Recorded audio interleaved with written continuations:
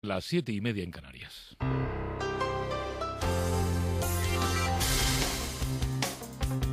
Hoy por hoy, Cadena SER. Es momento de repasar en titulares la crónica de esta mañana con Gonzalo Escalante. Artur Mas será investido presidente de la Generalitat. CiU y PSC llegan a un acuerdo por el cual los socialistas van a abstenerse en la votación. Así logran blindar el consenso en los grandes asuntos de la legislatura, entre otros mantener el modelo de inmersión lingüística en la escuela. Modelo que el Supremo obliga a cambiar. El castellano debe ser lengua vehicular en las escuelas catalanas. El tribunal ordena a la Generalitat que adapte el castellano a su sistema de enseñanza. En 3 resoluciones da la razón al recurso de varios padres para que se cumpla la sentencia del Estatut que dictó el Tribunal Constitucional. Entra en vigor el nuevo Código Penal. Se modifican 150 artículos y es más duro con delitos relacionados con la corrupción, la pederastia y los de terrorismo no van a prescribir. Sin embargo, será más benevolente con el top manta, van a tener que ser escarceladas unas 200 personas. La Comisión del Pacto de Toledo ultima sus acuerdos. Será su última sesión antes de la emisión definitiva del dictamen que se prevé aprobar la semana que viene. Hoy tratará asuntos menos polémicos, una vez pulidos los más complejos, como el retraso en la edad de jubilación. Obama dice que hay que abrir el debate sobre el matrimonio homosexual. Aunque se inclina más por uniones civiles que garanticen los mismos derechos. Reconoce que sus sentimientos en este asunto evolucionan constantemente. Además, ha firmado la ley que permite a los homosexuales estar en el ejército siempre y cuando no desvelen su condición sexual. Italia vota hoy su reforma universitaria. Aunque dan por resolver 13 artículos de la ley, la sesión en el Senado ha tenido que suspenderse tras una caótica jornada en la Cámara, mientras que más de 30.000 estudiantes se han manifestado en Roma disfrazados de políticos y regalando flores a la policía. Y descubierta una nueva especie humana en Siberia. Científicos alemanes han descubierto la existencia de una nueva especie de homínido no conocida hasta el momento. Se les ha bautizado como denisovanos y el hallazgo ha sido posible tras secuenciar el ADN de la falange de un dedo. 8:32 de la mañana, 7:32 en Canarias. Como les había anunciado, nos acompaña en este estudio Francisco Camaño, ministro de Justicia. Señor Camaño, buenos días. Buenos días. El motivo de haberle invitado esta mañana que pasara por aquí, por el Hoy por Hoy, no es otro que la entrada en vigor del nuevo Código Penal. Como son muchas las novedades que introduce este Código Penal, y no quiero ser excesivamente prolijo en el análisis de cada una de las novedades que nos aporta, en todo caso sí que me gustaría que en primer lugar, ya que se suele hablar del espíritu de las leyes, nos relatara a los oyentes cuál es el espíritu que recoge esta modificación del Código Penal. Pues su espíritu, si lo tuviésemos que condensar en una palabra, sería la idea de proporcionalidad. Este es un código que es más duro con aquellos delitos que la sociedad española considera que deben ser más castigados y, sin embargo, es un código que ajusta la proporcionalidad a algún tipo de penas en los que la propia sociedad española también considera, y los organismos internacionales y, sobre todo, las personas implicadas en la justicia penal, empezando por el Tribunal Supremo, por el Consejo General del Poder Judicial, el Consejo de la Fiscalía, nos han dicho que teníamos un sistema en algunos delitos excesivamente desproporcionado por la gravedad de las penas, y lo hemos también aquilatado. Esto ha hecho, quiero recordar, que en el debate parlamentario, pues una parte de la izquierda dijese que seguía siendo un código en exceso muy duro. Quiero recordarlo, que no se nos olvide, pero que al final ha sido un texto que tiene un amplio respaldo parlamentario. Aunque había algún grupo parlamentario que sí pedía introducir alguna medida de mayor dureza. Condena, cadena perpetua, etcétera, etcétera, ya sabéis. Efectivamente, eso fue lo que hizo que el Partido Popular se abstuviese finalmente, porque el Código no contempla la cadena perpetua, sí tiene la libertad vigilada, y nosotros siempre hemos defendido que el artículo 25 de la Constitución no permite la cadena perpetua, que exige la reinserción social y, por tanto, no es constitucionalmente posible. Pero además de eso, y yo lo he dicho alguna vez, no nos gustan, al menos algunos, ni los corredores de la muerte ni los corredores en los que se agota la vida. Creemos que siempre tiene que haber una posibilidad, como dice el artículo 25 de la Constitución, y creemos que penas que pueden ser de 40 años son penas ya, es verdad que para delitos muy graves y muy reprochables socialmente, son penas de muy larga duración en un país donde existe el principio, no ocurre así en otros, de cumplimiento íntegro de las penas. Es bueno que lo tengamos presente cuando vemos los años de condena y de penas privativas de libertad. Las leyes regulan la convivencia, el Código Penal también, de hecho castiga aquellas desviaciones de la convivencia, y en ese sentido el Código Penal tiene que adaptarse a las novedades que aporta cada época. Por ejemplo, en el momento en el que vivimos, las nuevas tecnologías, Internet, modifica también la convivencia y las relaciones sociales, y en ese sentido este Código Penal apuesta por castigar de forma más dura o introducir castigos, por ejemplo, el ciberacoso sería, digamos, uno de esos síntomas, ¿no? Efectivamente, el child grooming, como también se conoce, es un delito que tiene cada vez una actividad, que tiene cada vez más riesgo en la red, sobre todo para los menores de edad, que es una forma de afectar o de influir sexualmente, ¿no? Es una forma de influir sobre menores utilizando las estrategias de la red, y nos pareció conveniente, como lo han hecho ya otros países, que esa conducta esté expresamente tipificada en el Código Penal, como lo hay otras modalidades de acoso más allá del laboral, que tampoco estaba en nuestro país y que era importante regular. Estoy pensando ahora en el acoso inmobiliario, ¿no? En el señor mayor al que se ve presionado a abandonar un edificio que tiene en alquiler porque hay unos intereses inmobiliarios detrás. Eso es algo más que un daño a que pueda vivir en su residencia, es algo que afecta también a una actitud que atenta a los intereses de toda la comunidad y no solo de esa persona, y por eso lo hemos tipificado en el nuevo código. Establecer proporcionalidad, decía. Hay delitos que golpean especialmente la conciencia ciudadana, la conciencia personal. Estoy pensando en los casos de pederastia, en los casos de abusos sexuales a menores. A todos nos desgarran cuando los conocemos, y acabamos precisamente de tener esta misma semana un caso dramático en una localidad de Extremadura. En ese ámbito, en torno a esa realidad, también aporta novedades el Código Penal. Aporta dos tipos de novedades. Primero, se incrementan las penas para este tipo de delito específicamente, de pederastia, de abuso sexual de menores específicamente, pero además aporta, y también lo hace para el tema sustancialmente de terrorismo, la libertad vigilada. Algo que preocupaba realmente a la sociedad española y a la que hemos encontrado una solución técnica, creemos que muy adecuada a nuestra realidad y muy válida, gracias a la colaboración, es verdad, de todos los grupos parlamentarios. Se trata, con la libertad vigilada, de que aquella persona que ya ha cumplido la pena, no por ello, sin una evaluación previa, pueda utilizar libremente otra vez o recupere de golpe toda su libertad. Es el caso del terrorista, escenas que hemos vivido todos los españoles, que decide vivir próximo o en el piso de arriba precisamente de alguien que fue su víctima. Es el caso del pederastia, que ha cumplido ya toda su pena, pero como se trata de un tipo de delincuencia que muchas veces está vinculado con actitudes personales muy difíciles de corregir, pues se le pueda impedir en un sistema de libertad vigilada que no pueda volver a transitar libremente por el barrio en el que precisamente cometió por sus delitos. Se trata de incluir dentro del Código, a través de estas medidas, la perspectiva de la víctima. El derecho penal no puede ser solo un derecho que sanciona a los delincuentes con garantías legales, sino que también tiene que ser un derecho que se acuerde de la posición de la víctima y la incorpore. Eso es lo que hemos hecho con algunas instituciones como estas.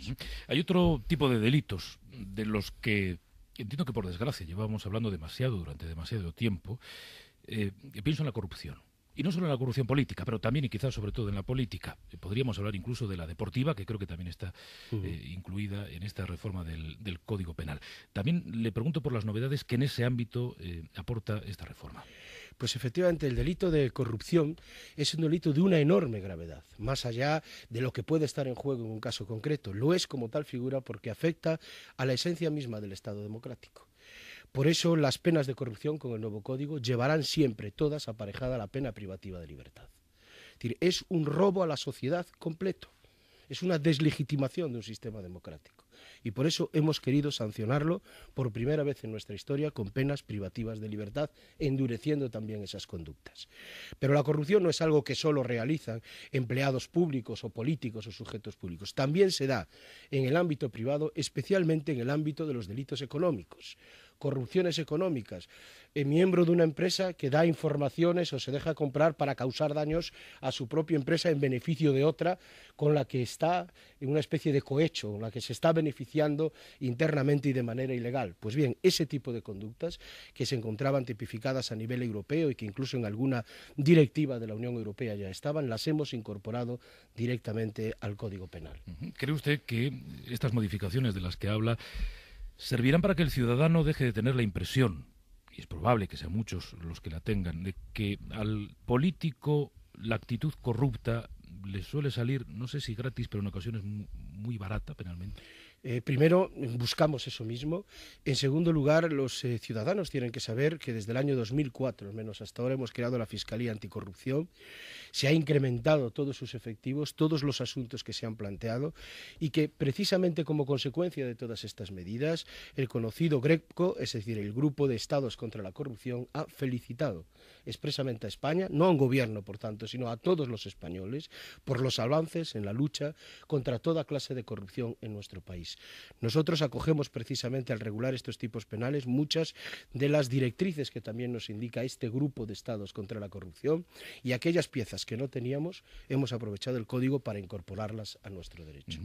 Ahora sigo con las novedades del Código Penal, pero todavía en torno a la corrupción. Se endurece la persecución de este tipo de actitudes o de actividades.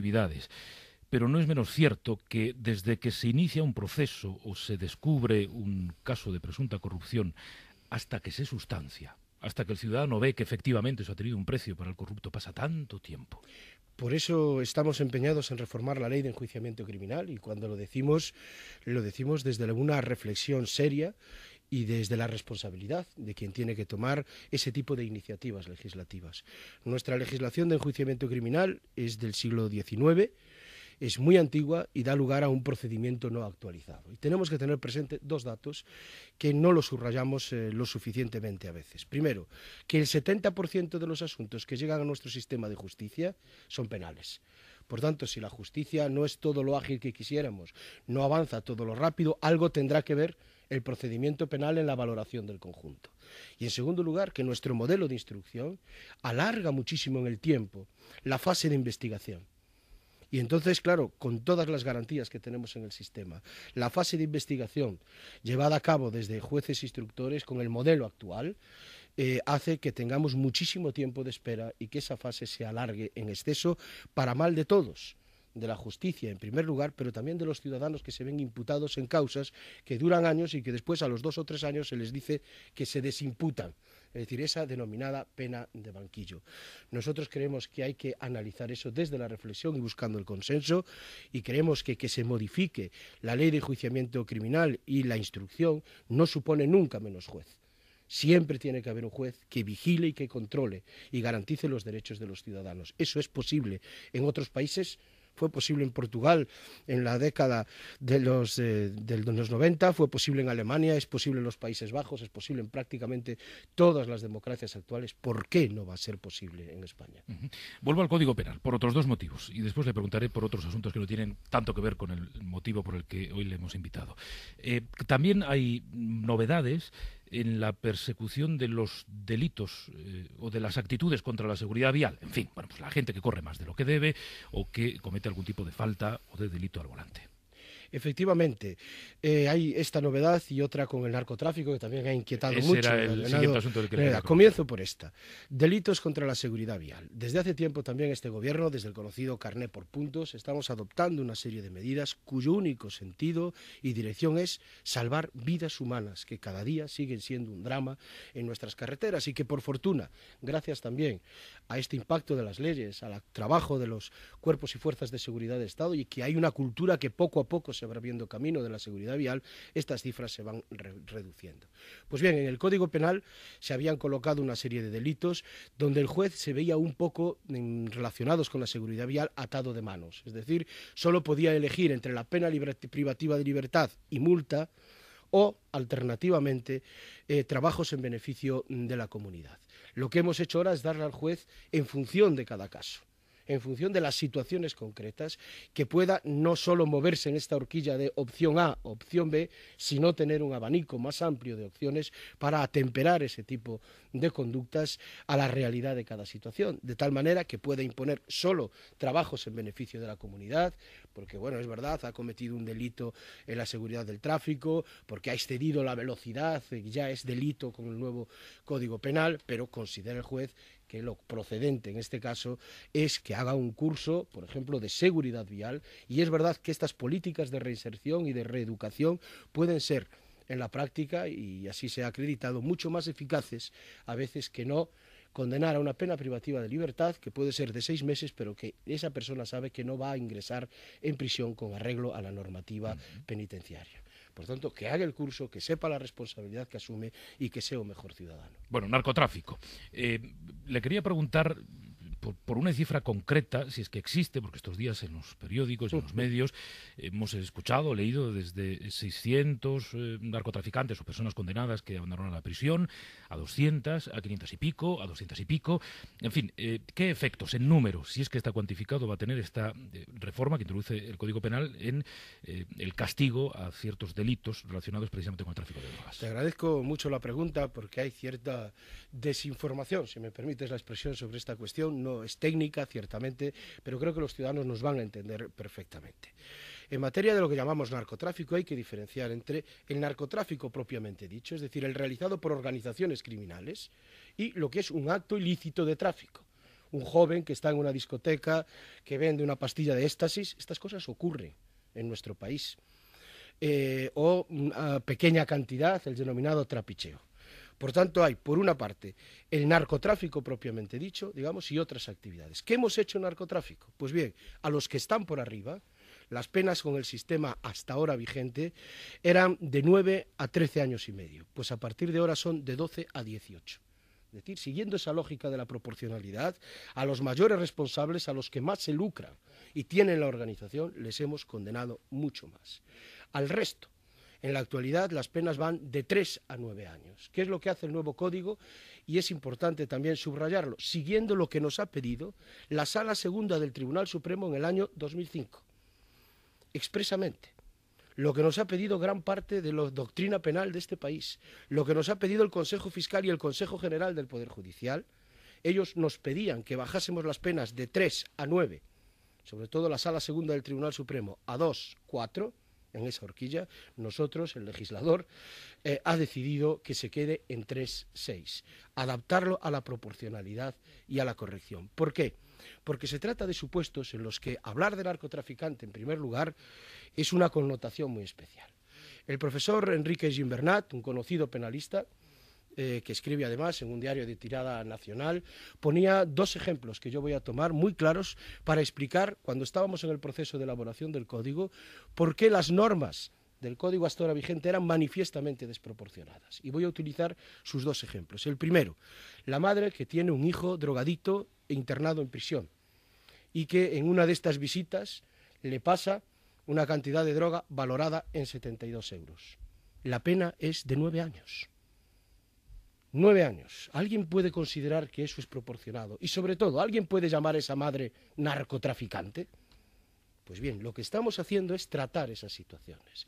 La mujer, casi siempre procedente de Sudamérica, que viene con cantidad ingerida dentro de su cuerpo, las conocidas mulas, probablemente para acabar con la miseria en situaciones de coacción en sus países de origen, que es detenida en el aeropuerto de Barajas, con 750, 800 gramos dentro de su cuerpo. 9 años de prisión. ¿Eso es un narcotraficante? Esto es lo que hemos intentado sencillamente aquilatar, buscando esa idea de proporcionalidad. Por tanto, a la organización, penas más severas; a los supuestos no organizados, en los que se produce un acto ilícito, buscar un sentido de proporcionalidad y de justicia, con arreglo, insisto, a lo que nos ha dicho la Sala Segunda del Tribunal Supremo y a las penas que existen en otros países de Europa. Y en segundo lugar, esto no supone ni excarcelaciones masivas, ni revisiones masivas de condenas, ni ninguna de estas cosas. Es cierto, como cada vez que entre el Código Penal, que hay que reajustarlo, porque es un derecho de todos los ciudadanos, a que si entra un código en algunos momentos más beneficiables, su asunto sea revisable. Se ha hecho siempre a lo largo de las 20 y tantas reformas que ya llevamos del código. Esta es verdad que es la más extensa, tiene derecho a esa revisión, pero primero se hace caso a caso, en función de lo que decida cada juez en cada asunto, valorándolo específicamente, y esto ha producido que, a pesar de algunas cifras que se han dado, pues efectivamente podamos decir que como consecuencia directa puedan, en casos de este tipo, como la madre o como el niño que vende, el chico que vende una pastilla de éxtasis, etcétera, etcétera, en toda España, según los datos que nos da instituciones penitenciarias, puedan ser unas 200 y pico de personas. Por tanto, de masivo nada comparado con la población reclusa y con el número de condenados por delitos de tráfico en general, que es casi el 80% de nuestro sistema penitenciario. Quiero pasar página y preguntarle por otros asuntos. También de la lectura de la prensa, usted habrá extraído la sensación de que prácticamente todos estamos rondando la posibilidad de que ETAS emita un comunicado en los próximos días. Quería preguntarle si el Gobierno tiene constancia de que eso va a ser así, si tiene alguna pista sobre lo que pueda decir, qué importancia le da a tenor de lo que pueda saber el Gobierno. Pues en primer lugar no tenemos ninguna constancia especial y en segundo lugar la posición del Gobierno es muy clara en este momento y lo va a seguir siendo. Es una posición de absoluta firmeza. Como ha dicho el vicepresidente primero del Gobierno y ministro del Interior, no es tiempo de treguas. Y yo suscribo plenamente esa valoración. Si es tiempo del abandono definitivo, no de lo que se dice de las armas, de toda clase de violencia, absolutamente de toda clase de violencia, permitir a los ciudadanos del País Vasco y de España que puedan ejercer plena y libremente sus libertades, realizar y ajustar las deudas que con el Estado de Derecho existan y sean permanentes y exigibles y a partir de ahí entrar en un escenario nuevo. A nuestro juicio, ese escenario no se da y por tanto seguiremos trabajando en la misma dirección. En este asunto usted sabe que se juega la paz, pero también se juega la política y que una de las incógnitas es si la izquierda Abertzale, como se le viene llamando, se podrá o no presentar a las próximas elecciones municipales, se presentará o no a los próximos comicios del año que viene del mes de mayo. Pues se acaba de aprobar de consenso, yo creo que nos falta el trámite del Senado, una ley de modificación de la Ley Orgánica de Régimen Electoral General, donde por fortuna se encuentran al menos los dos grandes partidos de este país, y lo que pretende es precisamente eso. Lo que pretende es que las personas que amparan la violencia no puedan estar en los órganos democráticos de gobierno que todos nos damos, precisamente, entre otras cosas, para garantizar una convivencia pacífica y de respeto de los derechos y las libertades. Así que ahora la oportunidad está en manos de la izquierda Abertzale, que es la que puede, si quiere, absolutamente. Efectivamente, y el legislador, si queremos profundizar más, tiene límites, tiene los límites de la Constitución, puede apurar esos límites.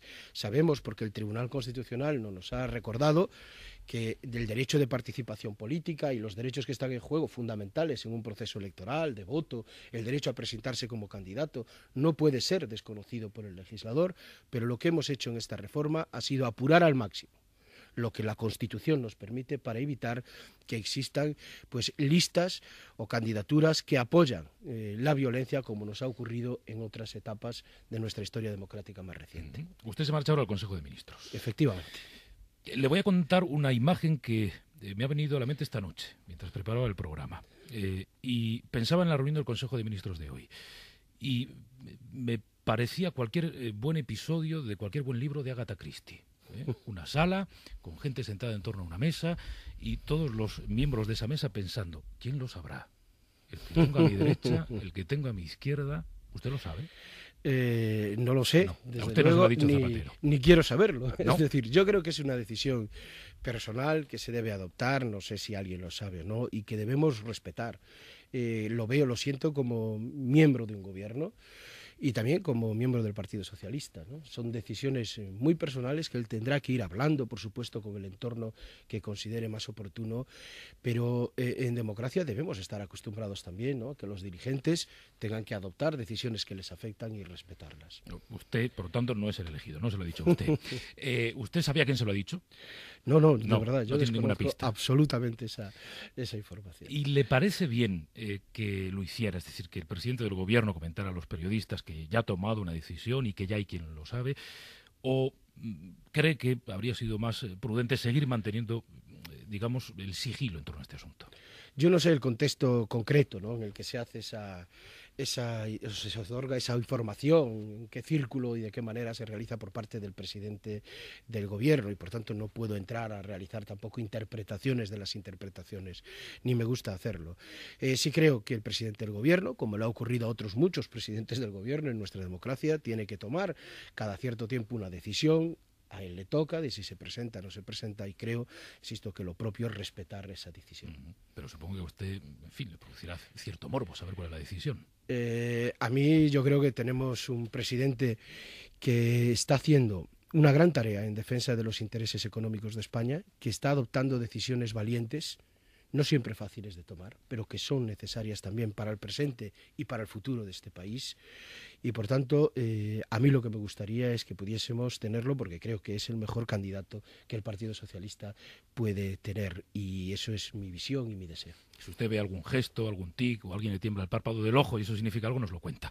O si nos puede dar alguna pista en esa reunión. Las deliberaciones, yo creo que también los gestos por ampliación del Consejo de Ministros son secretos. Pues Francisco Camaño, ministro de Justicia, gracias por habernos acompañado esta mañana. Muy amable, ha sido un placer estar con vosotros. Hemos llegado a las 8:54, 7:54 en Canarias, las 7:30 en Canarias.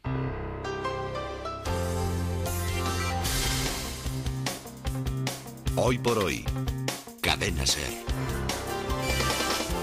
Es momento de repasar en titulares la crónica de esta mañana con Gonzalo Escalante. Artur Mas será investido presidente de la Generalitat. CiU y PSC llegan a un acuerdo por el cual los socialistas van a abstenerse en la votación. Así logran blindar el consenso en los grandes asuntos de la legislatura, entre otros mantener el modelo de inmersión lingüística en la escuela. Modelo que el Supremo obliga a cambiar. El castellano debe ser lengua vehicular en las escuelas catalanas. El Tribunal ordena a la Generalitat que adapte el castellano a su sistema de enseñanza. En 3 resoluciones da la razón al recurso de varios padres para que se cumpla la sentencia del Estatut que editó el Tribunal Constitucional. Entra en vigor el nuevo Código Penal. Se modifican 150 artículos y es más duro con delitos relacionados con la corrupción, la pederastia y los de terrorismo no van a prescribir. Sin embargo, será más benevolente con el top manta, van a tener que ser escarceladas unas 200 personas. La Comisión del Pacto de Toledo ultima sus acuerdos. Será su última sesión antes de la emisión definitiva del dictamen que se prevé aprobar la semana que viene. Hoy tratará asuntos menos polémicos, una vez pulidos los más complejos, como el retraso en la edad de jubilación. Obama dice que hay que abrir el debate sobre el matrimonio homosexual. Aunque se inclina más por uniones civiles que garanticen los mismos derechos. Reconoce que sus sentimientos en este asunto evolucionan constantemente.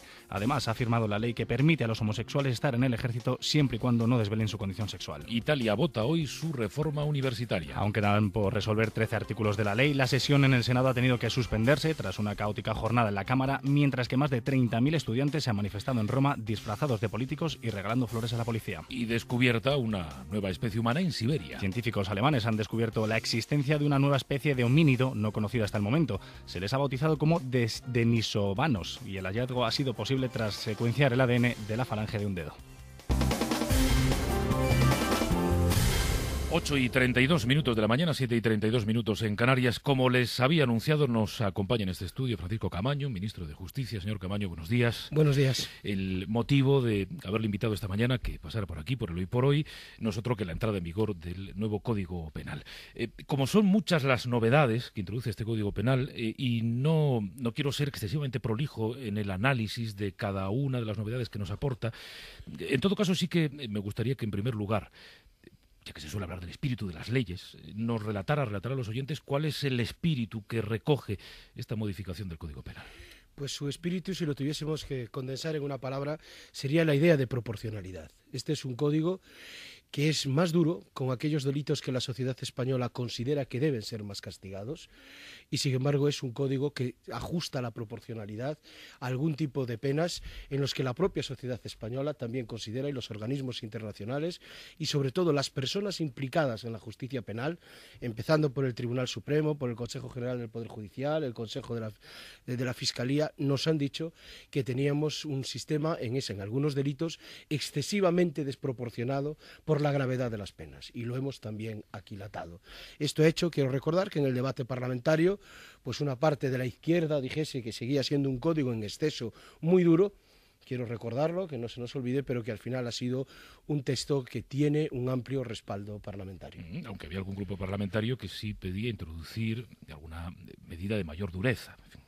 Condena, cadena perpetua, etcétera, etcétera, ya sabéis. Efectivamente, eso fue lo que hizo que el Partido Popular se abstuviese finalmente, porque el Código no contempla la cadena perpetua, sí tiene la libertad vigilada, y nosotros siempre hemos defendido que el artículo 25 de la Constitución no permite la cadena perpetua, que exige la reinserción social y por tanto no es constitucionalmente posible. Pero además de eso, y yo lo he dicho alguna vez, no nos gustan, al menos algunos, ni los corredores de la muerte ni los corredores en los que se agota la vida.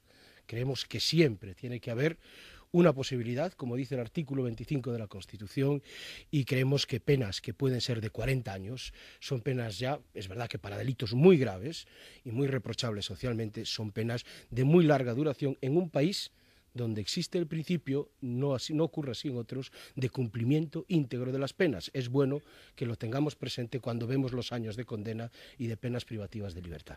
Las leyes regulan la convivencia El Código Penal también, de hecho, castiga aquellas desviaciones de la convivencia y en ese sentido el Código Penal tiene que adaptarse a las novedades que aporta cada época. Por ejemplo, en el momento en el que vivimos, las nuevas tecnologías, Internet, modifica también la convivencia y las relaciones sociales y en ese sentido este Código Penal apuesta por castigar de forma más dura o introducir castigos, por ejemplo.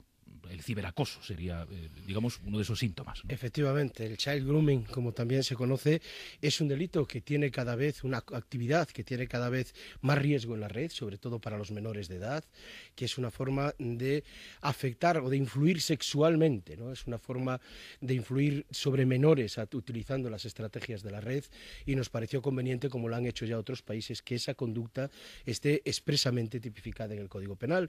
Como lo hay otras modalidades de acoso, más allá del laboral, que tampoco estaba en nuestro país y que era importante regular. Estoy pensando ahora en el acoso inmobiliario, ¿no? En el señor mayor al que se ve presionado a abandonar un edificio que tiene en alquiler porque hay unos intereses inmobiliarios detrás. Eso es algo más que un daño a que pueda vivir en su residencia, es algo que afecta también a una actitud que atenta a los intereses de toda la comunidad y no solo de esa persona, y por eso lo hemos tipificado en el nuevo código. Establecer proporcionalidad, decía. Hay delitos que golpean especialmente la conciencia ciudadana, la conciencia personal. Estoy pensando en los casos de pederastia, en los casos de abusos sexuales a menores. A todos nos desgarran cuando los conocemos y acabamos precisamente de tener esta misma semana un caso dramático en una localidad de Extremadura. En ese ámbito, en torno a esa realidad, también aporta novedades el Código Penal. Aporta dos tipos de novedades. Primero, se incrementan las penas para este tipo de delito específicamente, de pederastia, de abuso sexual de menores específicamente, pero además aporta, y también lo hace para el tema sustancialmente de terrorismo, la libertad vigilada. Algo que preocupaba realmente a la sociedad española y a la que hemos encontrado una solución técnica, creemos que muy adecuada a nuestra realidad y muy válida gracias a la colaboración, es verdad, de todos los grupos parlamentarios. Se trata, con la libertad vigilada, de que aquella persona que ya ha cumplido la pena, no por ello, sin una evaluación previa, pueda utilizar libremente otra vez o recupere de golpe toda su libertad. Es el caso del terrorista, escenas que hemos vivido todos los españoles, que decide vivir próximo o en el piso de arriba precisamente de alguien que fue su víctima. Es el caso del pederastia, que ha cumplido ya toda su pena, pero como se trata de un tipo de delincuencia que muchas veces está vinculado con actitudes personales muy difíciles de corregir, pues se le pueda impedir en un sistema de libertad vigilada que no pueda volver a transitar libremente por el barrio en el que precisamente cometió por sus delitos. Se trata de incluir dentro del Código, a través de estas medidas, la perspectiva de la víctima. El derecho penal no puede ser solo un derecho que sanciona a los delincuentes con garantías legales, sino que también tiene que ser un derecho que se acuerde de la posición de la víctima y la incorpore. Eso es lo que hemos hecho con algunas instituciones como estas. Hay otro tipo de delitos de los que entiendo que por desgracia llevamos hablando demasiado durante demasiado tiempo. Pienso en la corrupción. Y no solo en la corrupción política, pero también y quizás sobre todo en la política. Podríamos hablar incluso de la deportiva, que creo que también está incluida en esta reforma del Código Penal. También le pregunto por las novedades que en ese ámbito aporta esta reforma. Pues efectivamente el delito de corrupción es un delito de una enorme gravedad, más allá de lo que puede estar en juego en un caso concreto. Lo es como tal figura porque afecta a la esencia misma del Estado democrático. Por eso las penas de corrupción con el nuevo código llevarán siempre todas aparejada la pena privativa de libertad. Es decir, es un robo a la sociedad completo, es una deslegitimación de un sistema democrático. Y por eso hemos querido sancionarlo por primera vez en nuestra historia con penas privativas de libertad, endureciendo también esas conductas. Pero la corrupción no es algo que solo realizan empleados públicos o políticos o sujetos públicos. También se da en el ámbito privado, especialmente en el ámbito de los delitos económicos. Corrupciones económicas, miembro de una empresa que da informaciones o se deja comprar para causar daños a su propia empresa en beneficio de otra con la que está en una especie de cohecho, con la que se está beneficiando internamente y de manera ilegal. Pues bien, ese tipo de conductas que se encontraban tipificadas a nivel europeo y que incluso en alguna directiva de la Unión Europea ya estaban, las hemos incorporado directamente al Código Penal. ¿Cree usted que estas modificaciones de las que habla servirán para que el ciudadano deje de tener la impresión, y es probable que sean muchos los que la tengan, de que al político la actitud corrupta le suele salir, no sé si gratis, pero en ocasiones muy barata penalmente? Primero, buscamos eso mismo. En segundo lugar, los ciudadanos tienen que saber que desde el año 2004, al menos hasta ahora, hemos creado la Fiscalía Anticorrupción. Se ha incrementado todos sus efectivos, todos los asuntos que se han planteado y que precisamente como consecuencia de todas estas medidas, el conocido GRECO, es decir, el Grupo de Estados contra la Corrupción, ha felicitado expresamente a España, no a un gobierno, por tanto, sino a todos los españoles, por los avances en la lucha contra toda clase de corrupción en nuestro país. Nosotros acogemos precisamente al regular estos tipos penales muchas de las directrices que también nos indica este Grupo de Estados contra la Corrupción, y aquellas piezas que no teníamos hemos aprovechado el Código para incorporarlas a nuestro derecho. Ahora sigo con las novedades del Código Penal, pero todavía en torno a la corrupción. Se endurece la persecución de este tipo de actitudes o de actividades. Pero no es menos cierto que desde que se inicia un proceso o se descubre un caso de presunta corrupción hasta que se sustancia, hasta que el ciudadano ve que efectivamente eso ha tenido un precio para el corrupto, pasa tanto tiempo. Por eso estamos empeñados en reformar la ley de enjuiciamiento criminal, y cuando lo decimos desde una reflexión seria y desde la responsabilidad de quien tiene que tomar ese tipo de iniciativas legislativas. Nuestra legislación de enjuiciamiento criminal es del siglo XIX, es muy antigua y da lugar a un procedimiento no actualizado. Y tenemos que tener presente dos datos que no los subrayamos lo suficientemente a veces. Primero, que el 70% de los asuntos que llegan a nuestro sistema de justicia son penales. Por tanto, si la justicia no es todo lo ágil que quisiéramos, no avanza todo lo rápido, algo tendrá que ver el procedimiento penal en la valoración del conjunto. Y en segundo lugar, que nuestro modelo de instrucción alarga muchísimo en el tiempo la fase de investigación.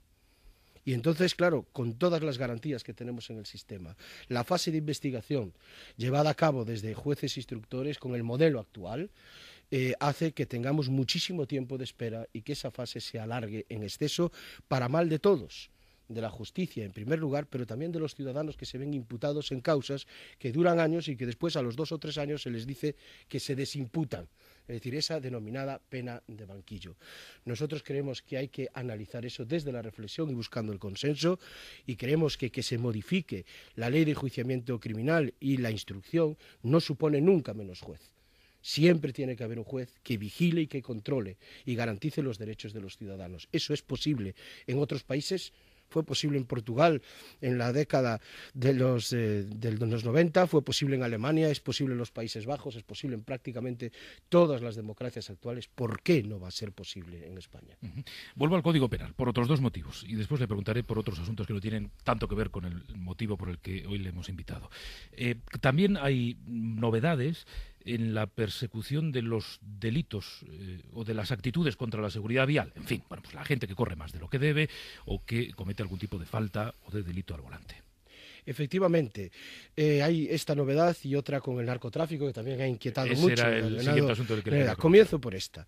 Delitos contra la seguridad vial. Desde hace tiempo también este gobierno, desde el conocido carné por puntos, estamos adoptando una serie de medidas cuyo único sentido y dirección es salvar vidas humanas, que cada día siguen siendo un drama en nuestras carreteras y que por fortuna, gracias también a este impacto de las leyes, al trabajo de los cuerpos y fuerzas de seguridad de Estado, y que hay una cultura que poco a poco se va abriendo camino de la seguridad vial, estas cifras se van reduciendo.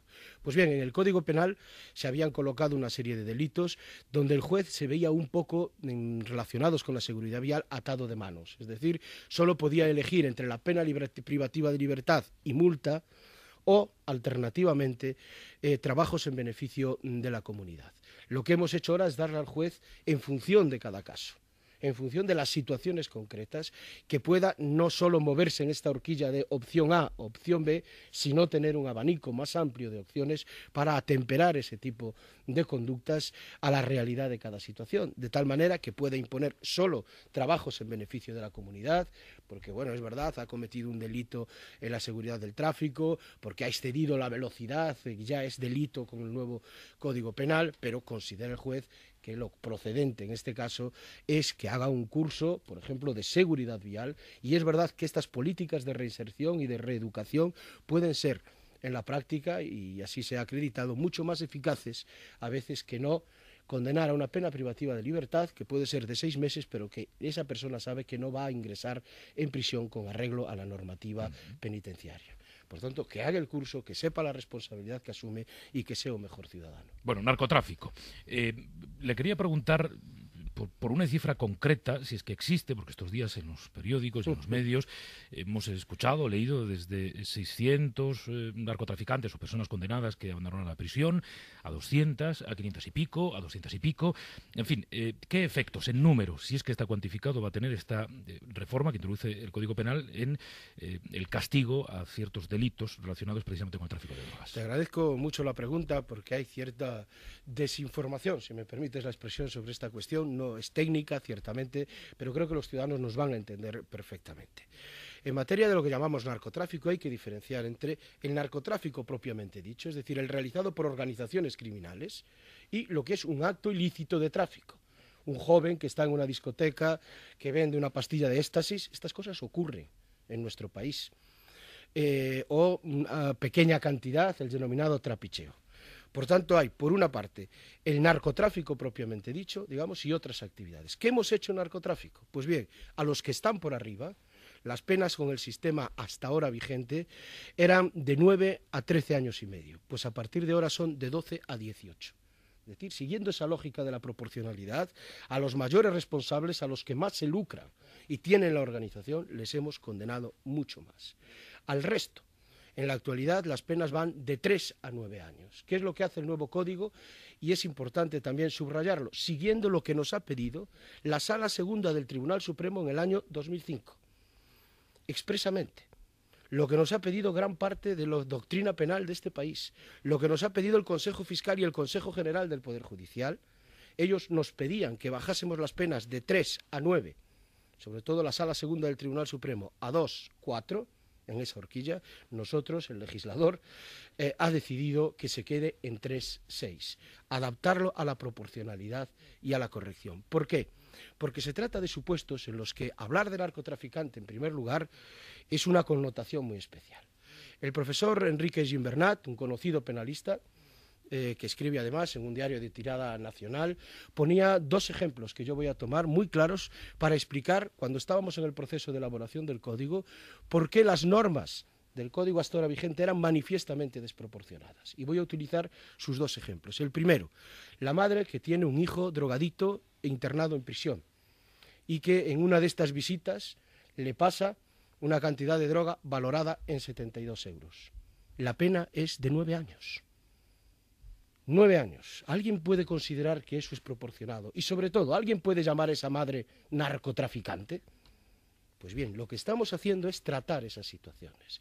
La mujer, casi siempre procedente de Sudamérica, que viene con cantidad ingerida dentro de su cuerpo, las conocidas mulas, probablemente para acabar con la miseria en situaciones de coacción en sus países de origen, que es detenida en el aeropuerto de Barajas, con 750, 800 gramos dentro de su cuerpo. 9 años de prisión. ¿Eso es un narcotraficante? Esto es lo que hemos intentado sencillamente aquilatar, buscando esa idea de proporcionalidad.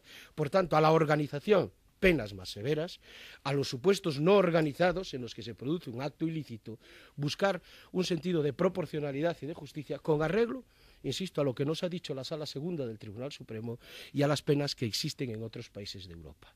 Y en segundo lugar, esto no supone ni excarcelaciones masivas, ni revisiones masivas de condenas, ni ninguna de estas cosas. Es cierto, como cada vez que entre el Código Penal, que hay que reajustarlo, porque es un derecho de todos los ciudadanos, a que si entra un código en algunos momentos más beneficiables, su asunto sea revisable. Se ha hecho siempre a lo largo de las 20 y tantas reformas que ya llevamos del código. Esta es verdad que es la más extensa, tiene derecho a esa revisión, pero primero se hace caso a caso, en función de lo que decida cada juez en cada asunto, valorándolo específicamente, y esto ha producido que, a pesar de algunas cifras que se han dado, pues efectivamente podamos decir que como consecuencia directa puedan, en casos de este tipo, como la madre o como el niño que vende, el chico que vende una pastilla de éxtasis, etcétera, etcétera, en toda España, según los datos que nos da instituciones penitenciarias, puedan ser unas 200 y pico de personas. Por tanto, de masivo nada comparado con la población reclusa y con el número de condenados por delitos de tráfico en general, que es casi el 80% de nuestro sistema penitenciario. Quiero pasar página y preguntarle por otros asuntos. También de la lectura de la prensa, usted habrá extraído la sensación de que prácticamente todos estamos rondando la posibilidad de que ETAS emita un comunicado en los próximos días. Quería preguntarle si el Gobierno tiene constancia de que eso va a ser así, si tiene alguna pista sobre lo que pueda decir, qué importancia le da a tenor de lo que pueda saber el Gobierno. Pues en primer lugar no tenemos ninguna constancia especial y en segundo lugar la posición del Gobierno es muy clara en este momento y lo va a seguir siendo. Es una posición de absoluta firmeza. Como ha dicho el vicepresidente primero del Gobierno y ministro del Interior, no es tiempo de treguas y yo suscribo plenamente esa valoración. Si es tiempo del abandono definitivo, no de lo que se dice de las armas, de toda clase de violencia, absolutamente de toda clase de violencia, permitir a los ciudadanos del País Vasco y de España que puedan ejercer plena y libremente sus libertades, realizar y ajustar las deudas que con el Estado de Derecho existan y sean permanentes y exigibles y a partir de ahí entrar en un escenario nuevo. A nuestro juicio, ese escenario no se da y por tanto seguiremos trabajando en la misma dirección. En este asunto usted sabe que se juega la paz, pero también se juega la política y que una de las incógnitas es si la izquierda Abertzale, como se le viene llamando, se podrá o no presentar a las próximas elecciones municipales, se presentará o no a los próximos comicios del año que viene del mes de mayo. Pues se acaba de aprobar de consenso, yo creo que nos falta el trámite del Senado, una ley de modificación de la Ley Orgánica de Régimen Electoral General, donde por fortuna se encuentran al menos los dos grandes partidos de este país, y lo que pretende es precisamente eso. Lo que pretende es que las personas que amparan la violencia no puedan estar en los órganos democráticos de gobierno que todos nos damos, precisamente, entre otras cosas, para garantizar una convivencia pacífica y de respeto de los derechos y las libertades. Así que ahora la oportunidad está en manos de la izquierda Abertzale, que es la que puede, si quiere, absolutamente. Efectivamente, y el legislador, si queremos profundizar más, tiene límites, tiene los límites de la Constitución, puede apurar esos límites. Sabemos, porque el Tribunal Constitucional nos ha recordado, que del derecho de participación política y los derechos que están en juego fundamentales en un proceso electoral, de voto, el derecho a presentarse como candidato, no puede ser desconocido por el legislador, pero lo que hemos hecho en esta reforma ha sido apurar al máximo lo que la Constitución nos permite para evitar que existan pues listas o candidaturas que apoyan la violencia, como nos ha ocurrido en otras etapas de nuestra historia democrática más reciente. Usted se marcha ahora al Consejo de Ministros. Efectivamente. Le voy a contar una imagen que me ha venido a la mente esta noche, mientras preparaba el programa. Y pensaba en la reunión del Consejo de Ministros de hoy. Y me parecía cualquier buen episodio de cualquier buen libro de Agatha Christie. Una sala con gente sentada en torno a una mesa y todos los miembros de esa mesa pensando, ¿quién lo sabrá? El que tengo a mi derecha, el que tengo a mi izquierda, ¿usted lo sabe? No lo sé, no, desde usted luego, no se lo ha dicho Zapatero. ni quiero saberlo. ¿No? Es decir, yo creo que es una decisión personal que se debe adoptar, no sé si alguien lo sabe o no, y que debemos respetar. Lo siento como miembro de un gobierno y también como miembro del Partido Socialista, ¿no? Son decisiones muy personales que él tendrá que ir hablando, por supuesto, con el entorno que considere más oportuno, pero en democracia debemos estar acostumbrados también, ¿no?, que los dirigentes tengan que adoptar decisiones que les afectan y respetarlas. Usted, por lo tanto, no es el elegido, no se lo ha dicho usted. ¿Usted sabía quién se lo ha dicho? No, de verdad, yo no tiene ninguna desconozco pista. Absolutamente esa información. ¿Y le parece bien que lo hiciera? Es decir, que el presidente del gobierno comentara a los periodistas que ya ha tomado una decisión y que ya hay quien lo sabe, o cree que habría sido más prudente seguir manteniendo, digamos, el sigilo en torno a este asunto?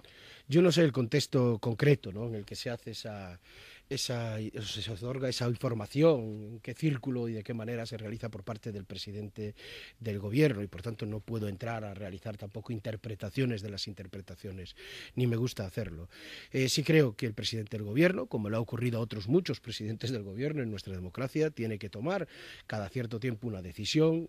A él le toca de si se presenta o no se presenta, y creo, insisto, que lo propio es respetar esa decisión. Pero supongo que a usted, en fin, le producirá cierto morbo saber cuál es la decisión. A mí yo creo que tenemos un presidente que está haciendo una gran tarea en defensa de los intereses económicos de España, que está adoptando decisiones valientes, no siempre fáciles de tomar, pero que son necesarias también para el presente y para el futuro de este país, y por tanto a mí lo que me gustaría es que pudiésemos tenerlo, porque creo que es el mejor candidato que el Partido Socialista puede tener, y eso es mi visión y mi deseo. Si usted ve algún gesto, algún tic o alguien le tiembla el párpado del ojo y eso significa algo, nos lo cuenta. O si nos puede dar alguna pista en esa reunión. Las deliberaciones, yo creo que también los gestos por ampliación del Consejo de Ministros son secretos. Pues Francisco Camaño, ministro de Justicia, gracias por habernos acompañado esta mañana. Muy amable, ha sido un placer estar con vosotros. Hemos llegado a las 8:54, 7:54 en Canarias.